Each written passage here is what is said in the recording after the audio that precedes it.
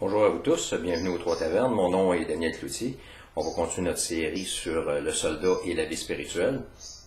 Et j'aimerais, avant de continuer dans cette série on focus plus sur le soldat, parler sur la légitime défense, l'autodéfense. Est-ce qu'un chrétien a le droit de se défendre?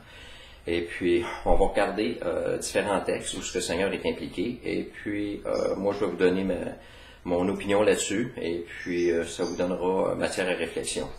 Comme principe général, nous allons subir et souffrir des injustices à cause de l'Évangile. Et nous devons tendre l'autre joue. Mais, pour ce qui est du mal, nous devons, dans certains cas, utiliser des moyens pour freiner la méchanceté et protéger la vie humaine. Comme premier exemple, je me souviens, il y a plusieurs années, il y avait une mère qui était à l'église et qui posait une question à un certain pasteur et qui expliquait que son fils vivait du taxage à l'école. Et elle était dépourvue au sujet des moyens d'offrir à son fils. Et le seul conseil que cette mère a reçu, j'étais complètement abasourdi de cette réponse. On a donné à cette femme-là, Romains 12, 17, « Ne rendez à personne le mal pour le mal ». Et puis là, on ne faisait pas la différence entre se protéger et une vengeance personnelle. Parce qu'ici, ne rendez à personne le mal pour le mal, c'est vraiment de la vengeance, ce n'est pas de la protection, c'est pas de la légitime défense ici. Alors, c'est ça. Parlons de protection personnelle. Dans Luc 22, 35 à 38, Jésus leur dit encore, « Quand je vous ai envoyé sans bourse, sans sac et sans souliers, avez-vous manqué de quelque chose? » Et ils répondirent, « De rien. » Et il leur dit, « Maintenant, au contraire, que celui qui a une bourse la prenne et que celui qui a un sac le prenne également, que celui qui n'a point d'épée vende son vêtement et achète une épée. Car je vous le dis, il faut que cette parole qui est écrite s'accomplisse en moi. Il a été mis au nombre des malfaiteurs. Et ce qui me concerne est sur le point d'arriver. Ils dirent, Seigneur, voici 2 épées. Et il leur dit, ça suffit. Alors le Seigneur ne sera plus là pour les protéger, personnellement. Alors il leur dit d'aller s'acheter des épées. Pas 100 épées, 300 épées, 2 épées. Et on va voir que moi, je vois de la protection personnelle à ce niveau-là. C'est que, premièrement, si on regarde le texte, il y a 2 buts précis, c'est en face des Écritures.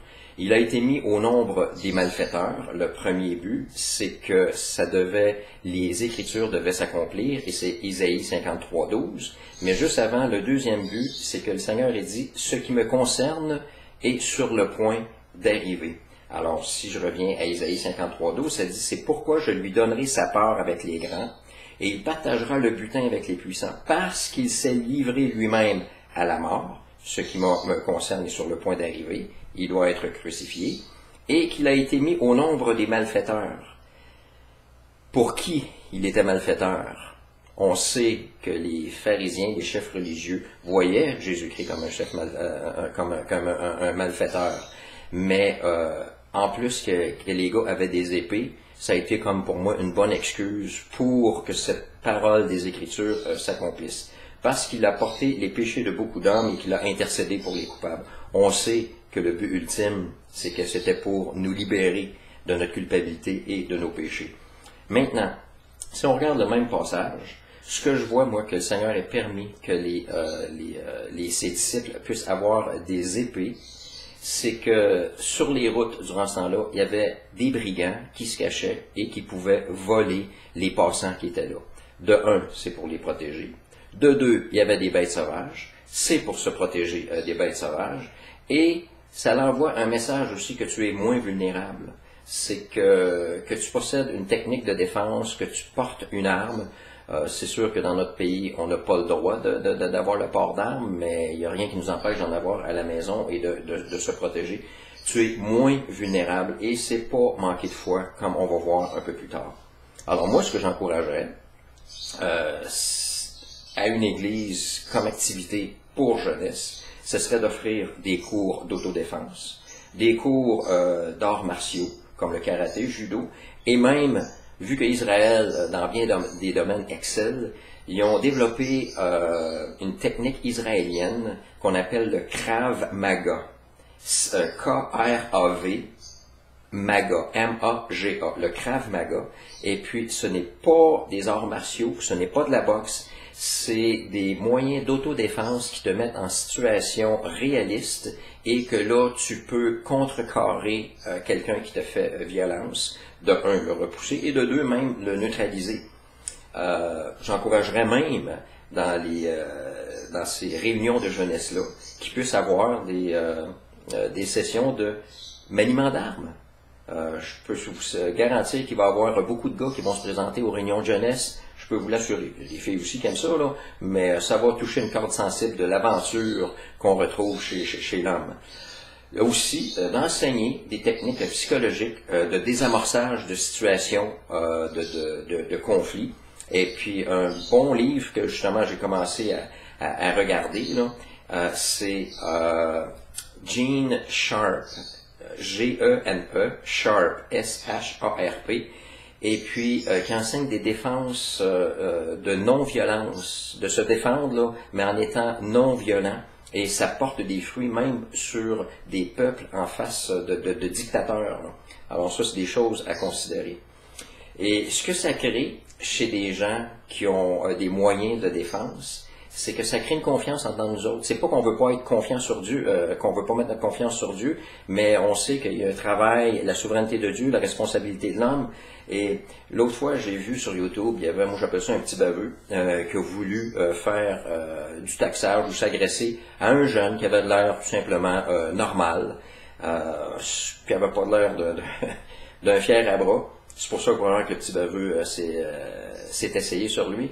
Mais ce jeune-là a eu la surprise de sa vie parce que l'autre, tu voyais qu'il avait appris des techniques de comment neutraliser quelqu'un qui vient de faire du trouble. Et ce petit baveux-là s'est retrouvé assez vite le visage contre terre et il était la position, les techniques que l'autre avait utilisées, le jeune ne pouvait plus bouger à terre, là. Ça fait que jusqu'à temps que d'autres citoyens viennent aider, et puis même, je pense que la police, je me souviens pas, je pense que la police est arrivée un peu plus tard, sûrement, mais on voit que ce jeune-là a utilisé des techniques pour se protéger, et ça a changé aussi l'attitude du petit baveux, il était plus aussi arrogant, là. Ça fait que, en tant que croyant, je crois que oui, on doit développer ça, et ça fait partie de l'âme, et puis en plus de ça, c'est le fun pendant qu'on s'entraîne, on vit du combat, on apprend aussi ce que c'est que la douleur de recevoir un coup sur nous autres. Ça nous déstabilise moins si on se retrouve dans une situation où on doit s'engager physiquement, corporellement, on va être moins surpris. J'encourage pas la violence, c'est toujours en fonction de la légitime défense. Parce que s'il n'y a aucune protection personnelle, là je vais prendre un exemple un peu tragique, c'est qu'au cinéma d'Aurora, au Colorado, il y a peut-être 1 an ou 2, quand il y a eu la présentation du film de Batman, il y avait 7 cinémas qui faisaient la présentation de ce film-là. Ce tueur-là, qui a fait quelque chose, un massacre là, dans un de ces cinémas-là, demeurait à 20 minutes de ces 7 cinémas-là. Mais il n'a pas choisi le plus grand, pourtant il aurait pu faire plus de dommages. Il n'a pas choisi non plus le plus près. Il a choisi le seul cinéma où il y avait une affiche, là on se retrouve aux États-Unis, où on n'avait pas le droit, le port d'armes. Le port d'armes dans ce cinéma-là était interdit. Quel message que ça allait envoyer à ce tueur-là? C'est que ce cinéma-là, il y avait moins de chances d'avoir de l'opposition armée. Et on sait ce que ça a donné. Alors, un exemple concret, ou quelque chose pour vous faire réfléchir. Si un criminel te voudrait du mal, placerais-tu une affiche en face de ta maison pour dire que tu n'as aucun moyen de te défendre? De un, c'est courir après le trouble. C'est de t'exposer, d'exposer ta famille au danger. Et ce n'est pas pour moi marcher par la foi, mais être un insensé. Alors, pour moi, qu'un citoyen, un chrétien, puisse avoir des armes ou des techniques de défense pour se protéger dans la société et sa famille, j'ai aucun problème avec ça. J'ai absolument aucun problème avec ça. Mais, je tiens à mentionner, puis c'est très important, qu'on ne doit pas prendre l'épée, ici dans le texte qu'on lisait tantôt, là, pour imposer sa foi, ni pour la vengeance personnelle, mais bien pour une protection personnelle. Et non à la vengeance ici, Matthieu 26, 51 à 54 dit « Et voici, un de ceux qui étaient avec Jésus étendit la main et tira son épée. Il frappa le serviteur du souverain sacrificateur et lui emporta l'oreille. Alors Jésus lui dit « Remets ton épée à ta place, car tous ceux qui prendront l'épée périront par l'épée. Penses-tu que je ne puisse pas invoquer mon Père qui me donnerait à l'instant plus de 12 légions, là on parle plus de 12 légions d'anges, on parle de 72 000 anges. Comment donc s'accompliraient les Écritures d'après lesquelles il doit en être ainsi? Il y a un temps pour chaque chose. Et le Seigneur ici, là, remet ton épée à sa place. C'est clair, là, il dit, écoute, là, ici ce qui se passe, là, c'est en face de l'Évangile, et on ne doit pas empêcher ce qui doit arriver en face des Écritures, et on n'utilise pas l'épée pour se protéger dans le domaine de l'Évangile ou des persécutions qui est directement relié à un chrétien qui partage l'Évangile, qui vit sa foi. On ne doit pas utiliser la violence, on ne doit pas utiliser les armes contre ça. Parce que le Seigneur est clair, car tous ceux qui prendront l'épée périront par l'épée. Ceux qui vivent là, par les armes, par des techniques violentes, et puis qui vivent dans la société comme ça, des petits... des bullies, là, et puis des brutes, là, ceux qui vivent comme ça, pour voler, pour imposer, pour détruire, ils vont périr par la violence qu'ils imposent. C'est un principe que le Seigneur nous enseigne ici. Et l'utilisation de l'épée ne doit pas être une vengeance personnelle, mais bien pour l'autodéfense. Ici, c'était relié par rapport au Seigneur, à son arrestation, par rapport à la crucifixion. Pierre, remets ton épée dans ton étui. Et ça montre qu'on doit souffrir pour l'Évangile, même physiquement dans certains cas. Mais maintenant, en face de l'injustice, dans Romains 12, 17 à 21, ça dit « Ne rendez à personne le mal pour le mal ». On voit ici que si les gens commencent à prendre la justice entre leurs mains pour se venger, mais c'est le chaos social. Ça n'a rien à voir ici avec se protéger. Recherchez ce qui est bien devant tous les hommes. Essayez de vivre en paix et d'être un bon citoyen pour justement pour pas créer des situations où il va probablement de la violence physique qui peut se développer. Puis là, regardez ici, s'il est possible, autant que cela dépend de vous, soyez en paix avec tous les hommes. Ça continue l'idée un peu d'avant de vivre paisiblement, mais autant que cela dépend de vous, c'est que toi, tu peux travailler sur ta vie pour être un bon citoyen, pour vivre, marcher selon les lois, et pas utiliser la violence, utiliser les armes pour obtenir des choses que tu ne dois pas obtenir par ces moyens-là.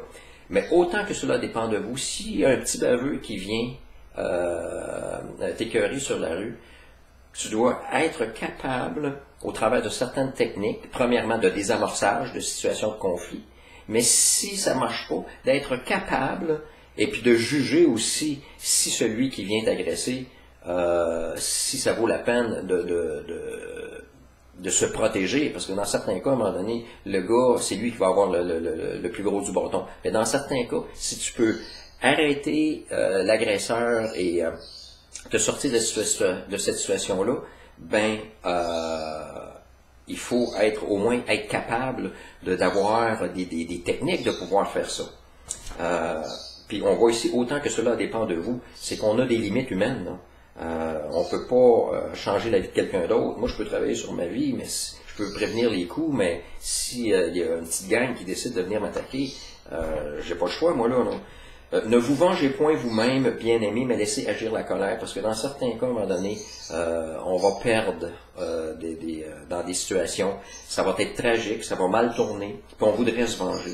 Mais à cause qu'on a une espérance vivante, et pour venir à l'autre point, car il est écrit « À moi la vengeance, à moi la rétribution, dit le Seigneur. » On aimerait bien se venger, mais Seigneur, il dit « Attends une minute, un jour, à cause que tu as une espérance vivante, garde-toi à l'esprit que le grand trône blanc, et si cette personne-là n'est pas sauvée, il va avoir la biographie de sa vie avec toutes ses actions, ses paroles, et il va être redevable pour les gestes qu'il va avoir commis, et il va avoir justice. Alors, en tant que croyant, c'est apaisant de savoir ça. Mais si ton ennemi, puis là, le Seigneur va même plus loin, puis ça, c'est seulement à cause qu'une personne est née de nouveau qui peut vraiment le faire avec des motifs sincères et avec un amour sincère dans son cœur. Mais si ton ennemi a faim, donne-lui à manger. S'il a soif, donne-lui à boire. C'est assez incroyable. Au lieu de, même si tu prends contrôle de cette personne-là, au lieu de péter à la fiole, tu lui fais du bien.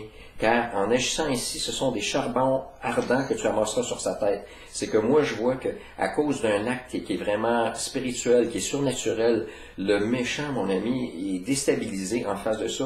Et ça peut être une possibilité que le Saint-Esprit va toucher la conscience de cette personne-là pour que même à un moment donné, cette personne-là arrête de faire du mal et même la beauté de la chose se convertisse.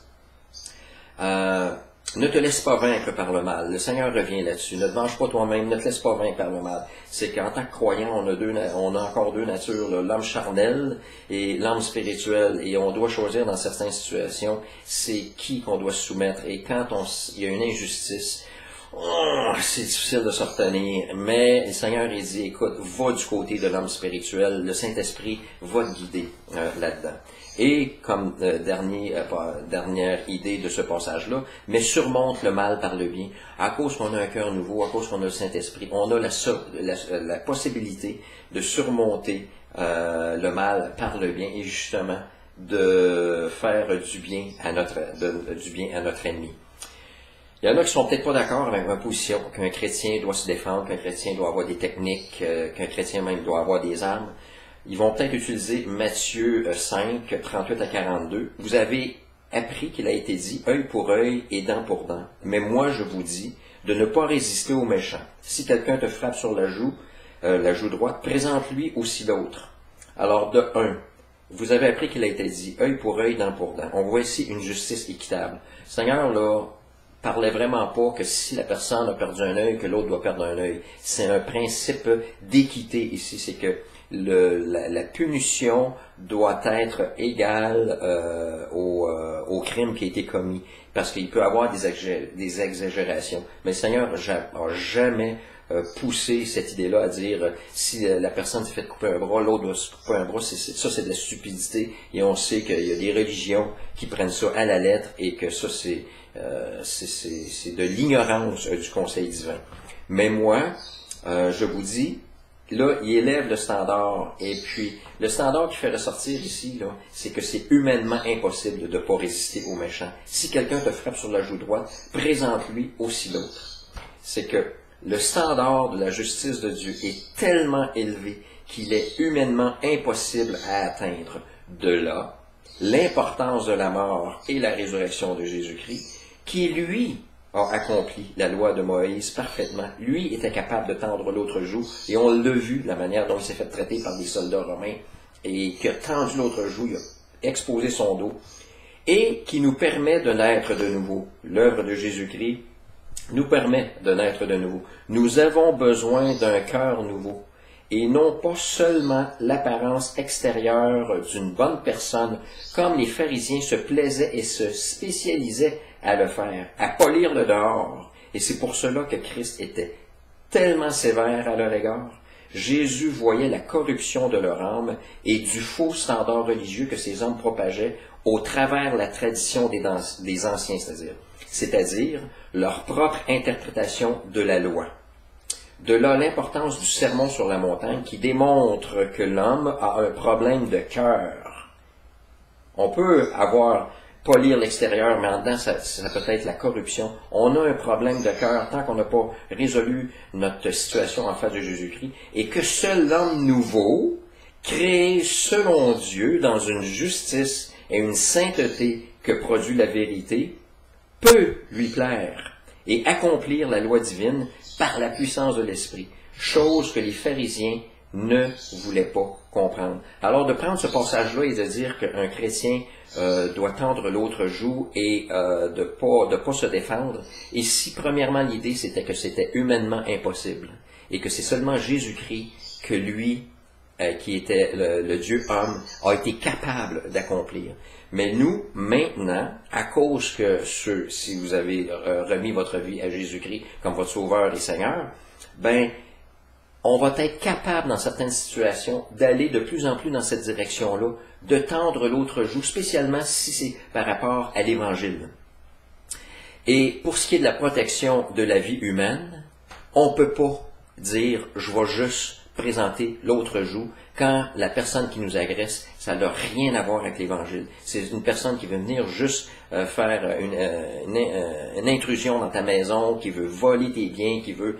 et puis même, j'ai pas retrouvé le passage, mais dans l'Ancien Testament, dans Lévitique, je crois, en tout cas dans les 5 premiers livres de Moïse, c'est que ça disait que s'il y a quelqu'un qui fait une intrusion dans ta maison la nuit et que tu te défends et que la personne meurt, tu vas être libre du crime. Tandis que si ça se passe pendant le jour, là, tu vas peut-être être redevable. Parce que pendant la nuit, il y a la noirceur, on ne sait pas vraiment c'est dur à identifier les personnes, mais pendant le jour, il y a peut-être moyen de régler la situation sans avoir à aller jusqu'au bout d'une situation physique, là.